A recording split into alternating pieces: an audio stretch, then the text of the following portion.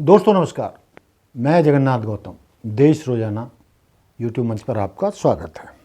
दोस्तों, सब जानते हैं कि फरीदाबाद नगर निगम हरियाणा का सबसे बड़ा निगम क्षेत्र है और इसमें 46 सीटें पार्षदों की हैं।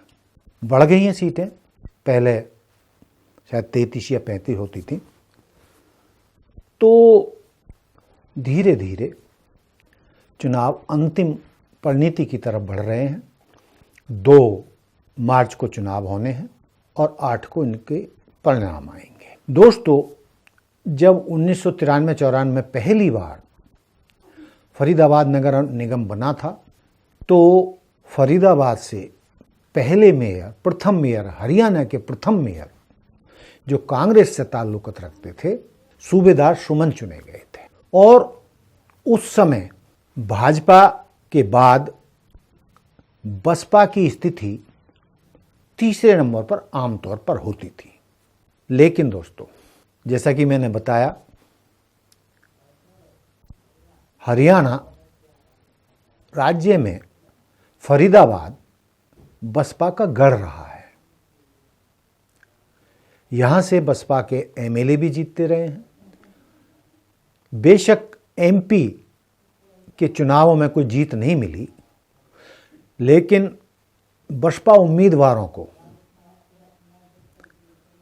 लोकसभा चुनाव में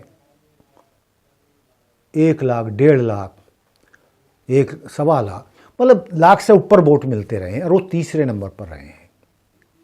यहाँ से फरीदाबाद में बसपा के उम्मीदवार भी जीतते रहे हैं।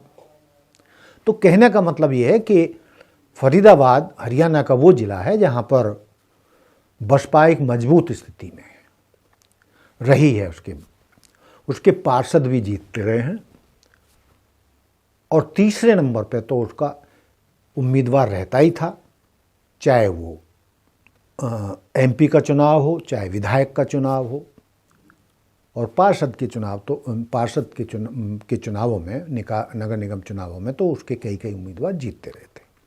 लेकिन दोस्तों, हम जो इस बार जो बातचीत कर रहे हैं वो बात कर रहे हैं कि इस चुनावों में जो फरीदाबाद निकाय चुनाव हैं, जिनमें 46 सीटों पर चुनाव हो रहे हैं, तो फरीदाबाद में बसपा की स्थिति इन चुनावों में क्या है, इसी से अंदाजा लगाया जा सकता है कि जितनी अभी तक मुझे सूचना मिली है, 46 सीटों में से बसपा की सिर्फ 7 सीटों पर उम्मीदवार लड़ रहे हैं, जबकि पहले सारी सीटों पर बसपा के उम्मीदवार होते थे। इस बार बसपा की ऐसी दुर्गति हुई है, ऐसे हालात खराब हुए हैं कि उसको 46 सीटों पर ढूंढे उम्मीदवार नहीं मिले।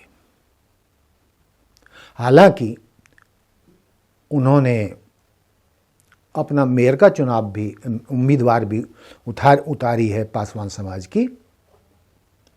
लेकिन सवाल ये पैदा होता है, चर्चा इस बात की ये है पूरे जिले में कि आखिर बसपा की ऐसी दुर्गति क्यों हुई। तो दोस्तों, उसका कारण ये है कि जो फरीदाबाद जिले के बसपा के शीर्ष नेता थे, निकाय चुनावों से पहले, चाहे वो जिलाध्यक्ष थे या कार्यकारिणी के और पदाधिकारी थे, प्रदेश स्तर के मनोज चौधरी थे, सब ने कांग्रेस को अलविदा कह दिया। और जब हमारी इन बसपा नेताओं से बात हुई कि भी उन्होंने पार्टी क्यों छोड़ी, तो उनका कहना था कि उन्होंने पिछले वर्षों में पार्टी के लिए जी जान से काम किया, अपने पैसों से काम किया, जेब के पैसे से मतलब पार्टी को तैयार किया। पार्टी से उन्हें कोई मदद नहीं मिलती थी, लगभग कोई मदद नहीं मिलती थी आर्थिक। और उनका ये भी कहना है कि कब किस पार्टी को, किस नेता को पदाधिकारी बनाया, इसकी सूचना तो कभी जारी नहीं होती। कोई उनको लेटर नहीं दिया जाता पदाधिकारी बनने में, बस जवानी खर्च होता सारा। लेकिन चाहे बसपा के उन नेताओं ने, जो आमतौर पर आर्थिक स्थितियां उनकी ठीक नहीं होती, अंबेडकर मिशन को आगे बढ़ाने के लिए, बसपा को आगे बढ़ाने के लिए, मान्यवर काशीराम के सपनों को पूरा करने के लिए रात दिन लगे रहते हैं, पार्टी को बढ़ाने का काम करते हैं। लेकिन मायावती कब क्या घोषणा कर दें कि भाई इन सब की छुट्टी कर दो, इन्होंने चुनाव नहीं जीता, इनको वोट नहीं मिला, इन्होंने कुछ काम नहीं किया, तो इस तरीके के बसपा नेताओं का दावा है कि वो तो पार्टी के लिए सब कुछ लुटा दिया, अपने जो कमाई थी, बचत थी, वो भी पार्टी के बढ़ाने के लिए लगा दी। डॉक्टर अंबेडकर, काशीराम, मायावती या बसपा के सपनों को पूरा करने के लिए उन्होंने लगा दी। लेकिन उन्हें मिला क्या? सिर्फ धुतकार और निकासी। भाई इनको निष्कासित किया जाता है, इनको निकाल दो, उनको निकाल दो, उनको निकाल दो। तो जिन बसपा नेताओं ने पार्टी छोड़ी है वो इतने दुखी हैं कि काश उन्होंने इतने वर्ष बसपा को ना दिए होते, मायावती जी के वो कहने में ना आए होते और इतना समय अपने परिवार के लिए दिया होता, तो कम से कम समाज का नहीं तो अपने परिवार का तो भला कर सकते थे, अपने बच्चों को तो ढंग से पढ़ा लिखा सकते थे, उनका तो कैरियर बना सकते थे। लेकिन ये बसपा नेता कहते हैं ना हम परिवार के बचे, ना समाज के बचे, ना पार्टी के बचे, ना मायावती ने कहीं का उन्हें छोड़ा। तो सवाल ये पैदा होता है कि जिन बसपा नेताओं ने पार्टी छोड़ी उसमें प्रदेश उपाध्यक्ष भी शामिल हैं, जिला प्रधान भी शामिल हैं, दर्जनों नेताएं हैं। उनमें से कईयों ने कांग्रेस का दामन थाम लिया है।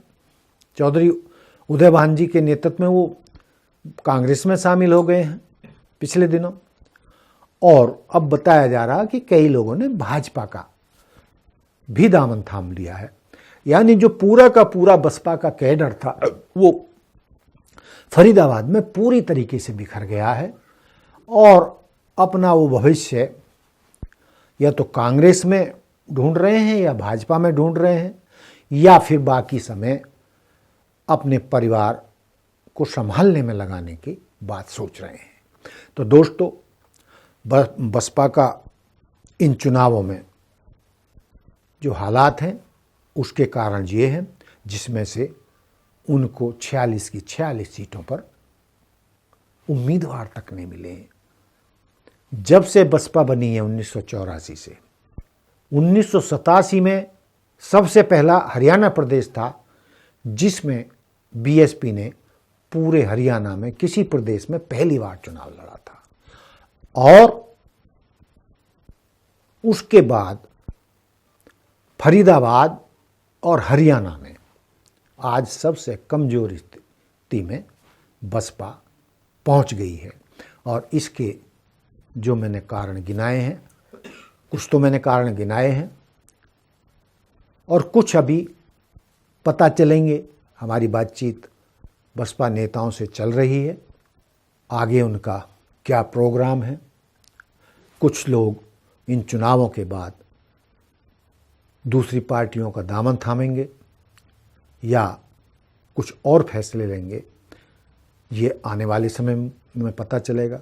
लेकिन इसके अलावा जैसा कि मैंने आज तो आपको फरीदाबाद नगर निगम चुनावों यानी निकाय चुनावों यानी छोटी सरकार के चुनावों में बसपा के हालात बताए हैं, लेकिन आने वाले समय में हम पूरे हरियाणा में निकाय चुनावों में बसपा की क्या स्थिति है उस पर भी एक स्टोरी करेंगे, एक वीडियो बनाएंगे, और वो वीडियो आपके सामने जल्दी आएगा। नमस्कार।